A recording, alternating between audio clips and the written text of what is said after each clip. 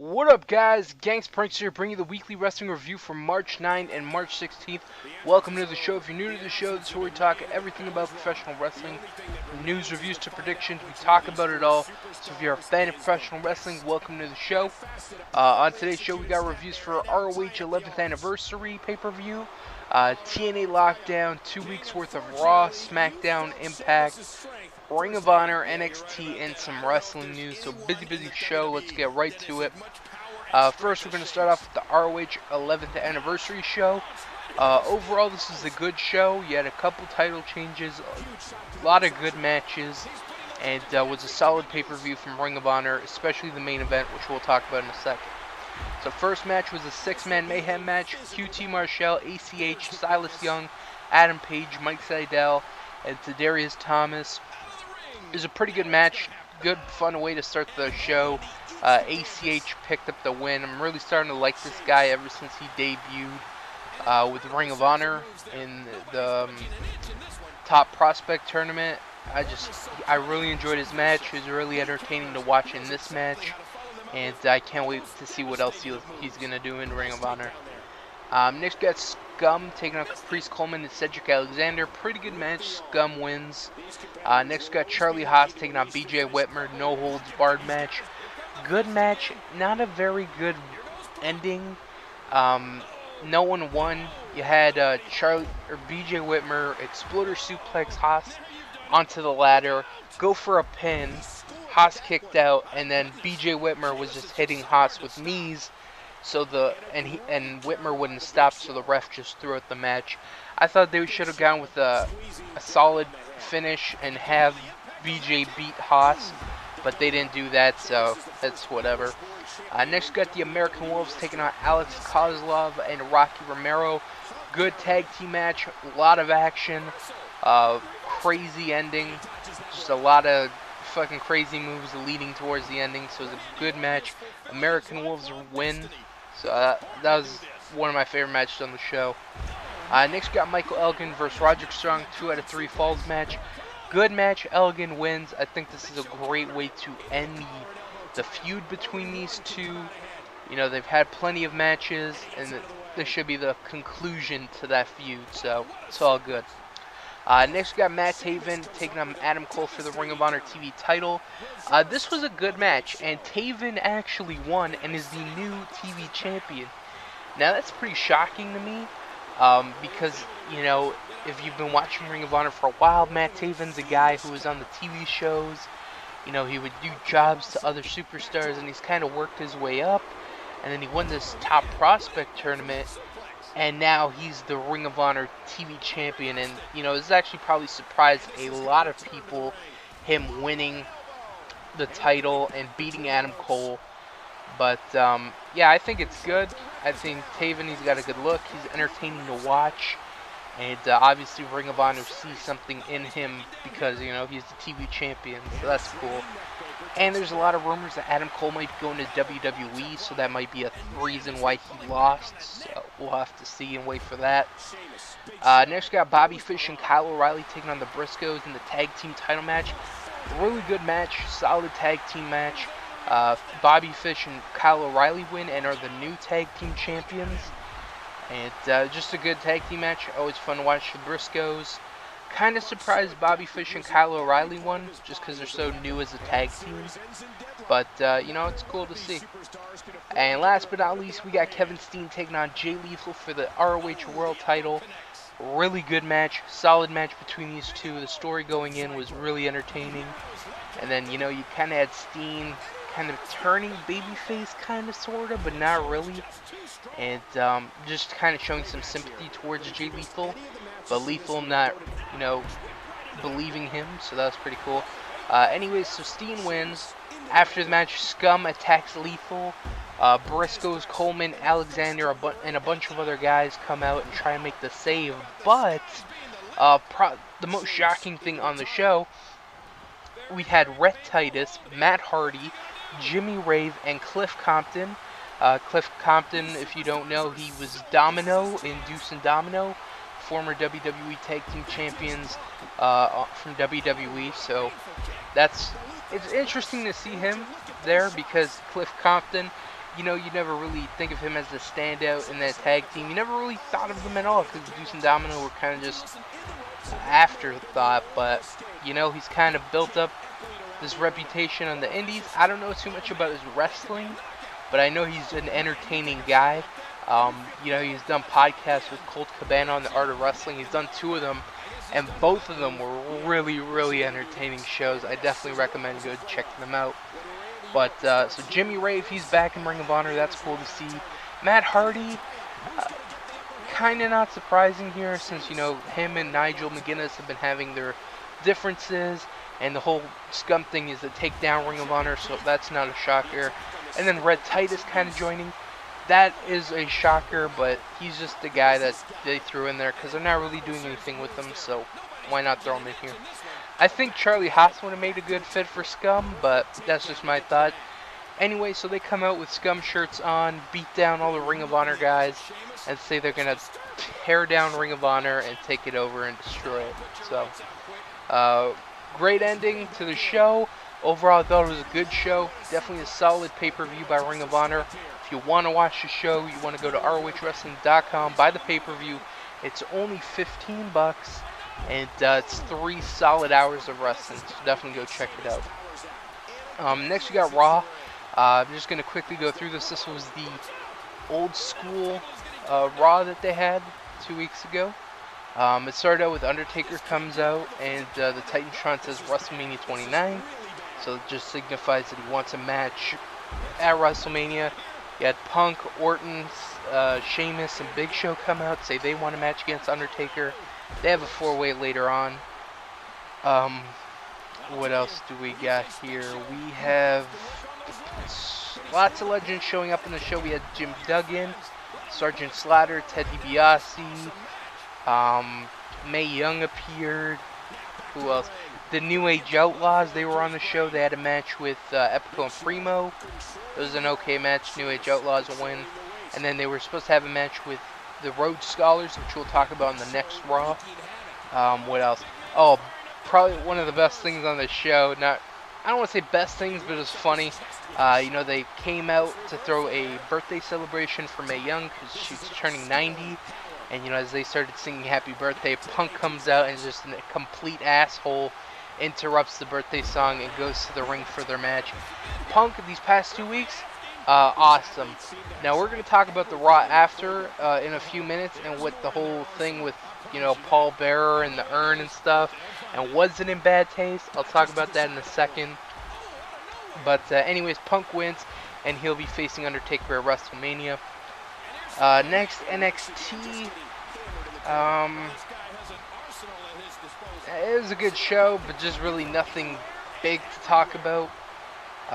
There is some stuff to talk about on the next one, which we'll cover in a second. Next, we got Impact. Some highlights from the show. D'Lo Brown announcing that he's the VP of Aces and Eights. I've kind of talked about this on my Universe videos, but if you don't watch it, I just think this is fucking terrible. Now, there's another person announcing Aces and Eights. We'll cover that on Lockdown. But for D'Lo Brown joining the Aces and Eights, this is my opinion. Who gives a shit? I like D'Lo Brown, but him being in the Aces and Eights makes no fucking sense at all. No one in Aces and Eights makes any goddamn sense except the person that joined it at Lockdown. Because, yeah, I'll talk about it in a second. I don't know, I'm trying to keep it a surprise because it already happened, but whatever. Anyway, so D'Lo Brown joining the Aces and Eights just kind of... is he going to return as a wrestler? You know, what's he going to do? Is he going to be a mouthpiece? I don't know. So we'll just have to wait and see how his role progresses. But overall, I'm just... Why D'Lo Brown? You know, why Mike Knox? Why Taz? Oh, God, it just gets worse and worse every time. What else? We got the gut check thing. You know, we talked about their match on the last weekly wrestling review. Lady Tapa and I forgot her name. Ivelisse, something Ivelisse. But anyways, they eliminate Ivelisse. They say, you know what? We're gonna go with Lady Tapa, and they end up going and giving Lady Tapa a contract.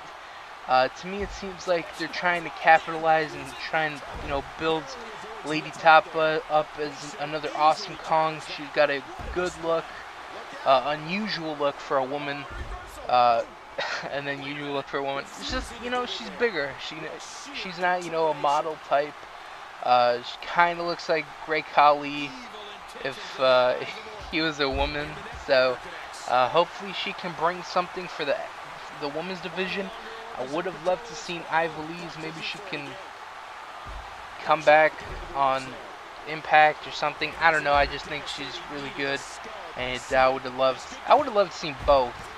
But if it was me personally, I think Lady Tapa would have been the better choice, just because she does have a unique look, and that adds to the whole Knockouts division. And that's about it with the Impact. Next we got SmackDown from 2 weeks ago. Nothing really to talk about. If it happened, SmackDown's not really the big news show. It's more the show for wrestling. So all the stuff that happens in WWE that's really noteworthy is going to happen on Raw, if anything. Rarely does it happen on SmackDown. So that's why I usually say, you know what, SmackDown, just wrestling, not a lot of storyline progression. So no hate on SmackDown. It's just how it is. Next, you got Ring of Honor. What else?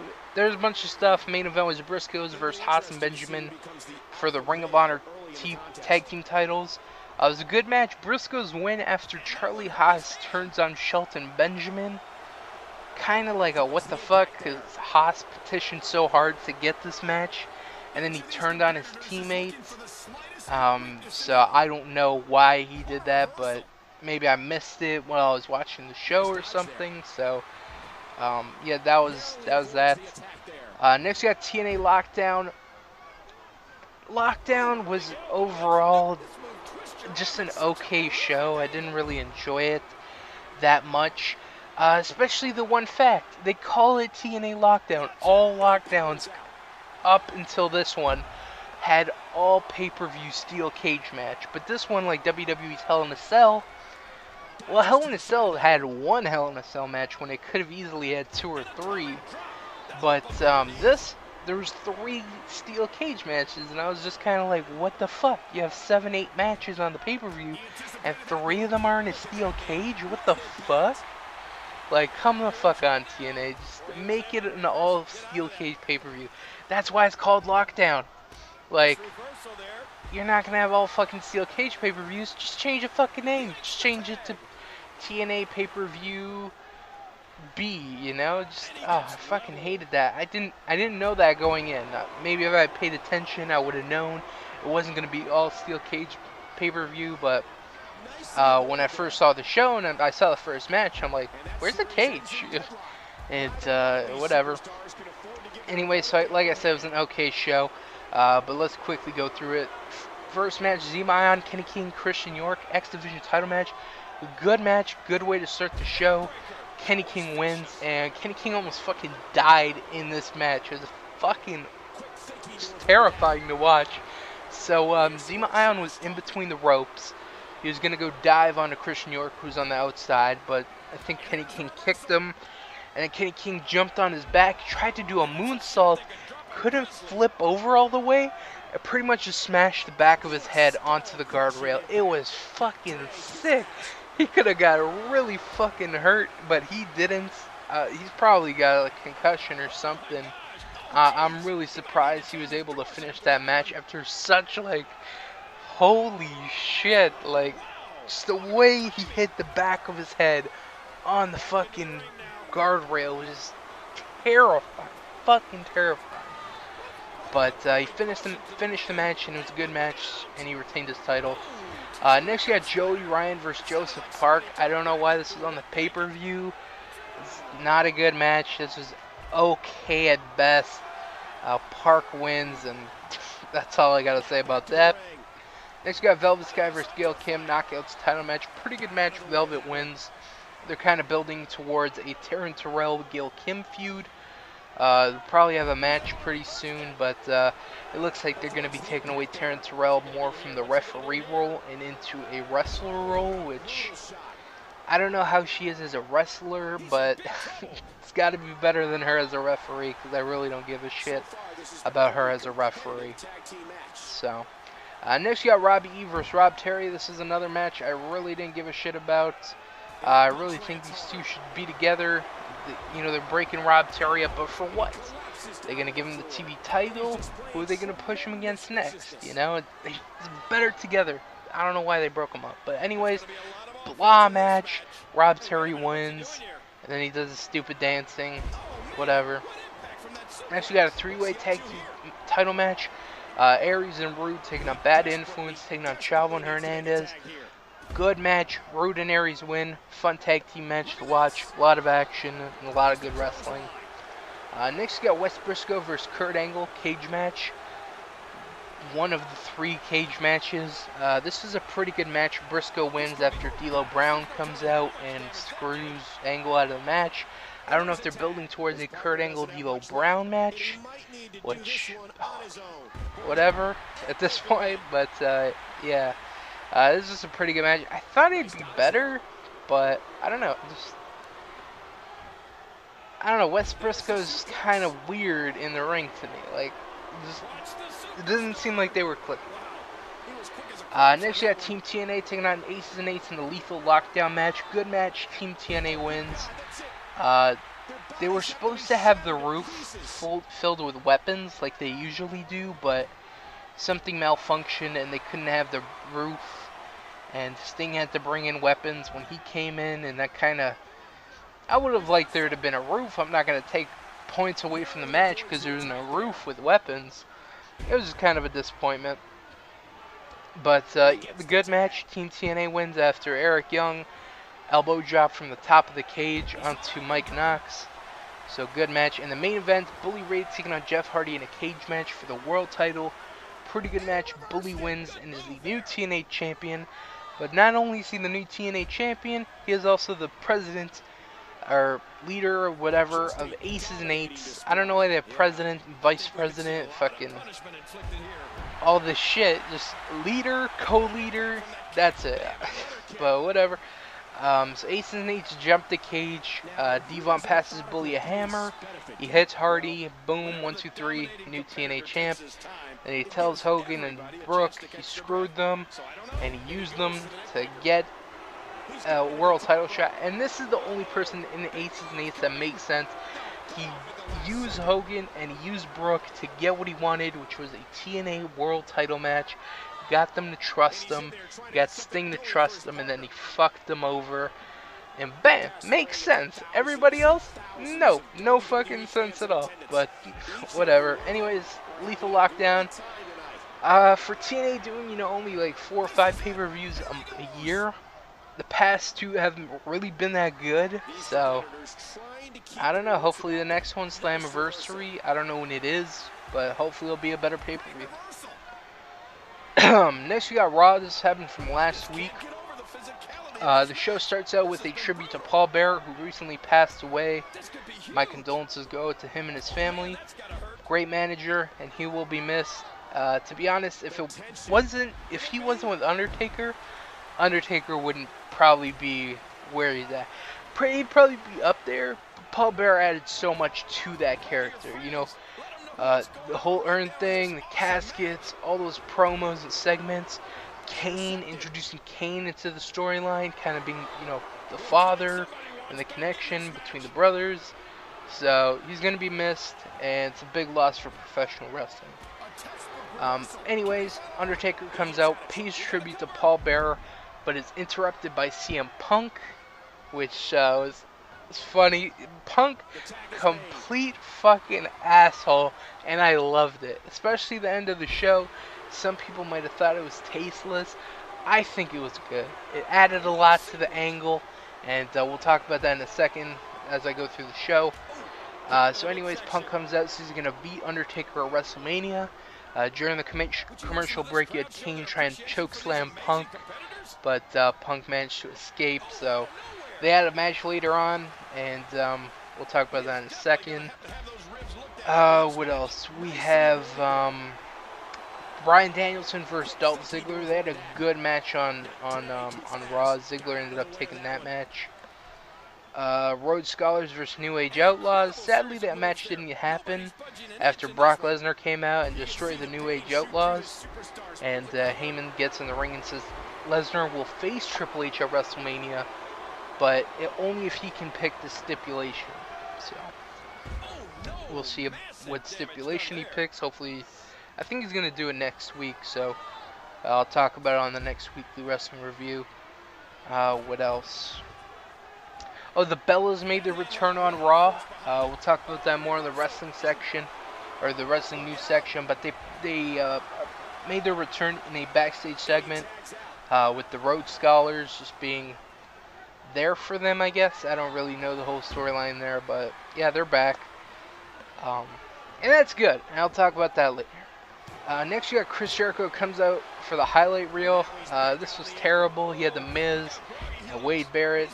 This was just a weird segment together, and then you have Brad Maddox come out and killed it, and Jerry Lawler and Michael Cole just shit all over this this segment. I think if they didn't shit all over it, it would have been a lot better, but just them constantly putting it down totally ruined the whole angle, so that's whatever. What else? The main event, CM Punk vs. Kane, no DQ match, good match, Kane wins.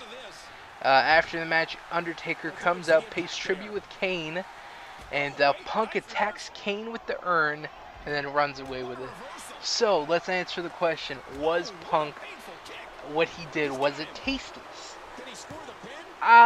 No, it wasn't, in my opinion. I think it added a lot to the angle. I think Paul Bearer would even say that, like, yeah, go ahead, do this, if he was still alive. Like, yeah, go ahead, do it.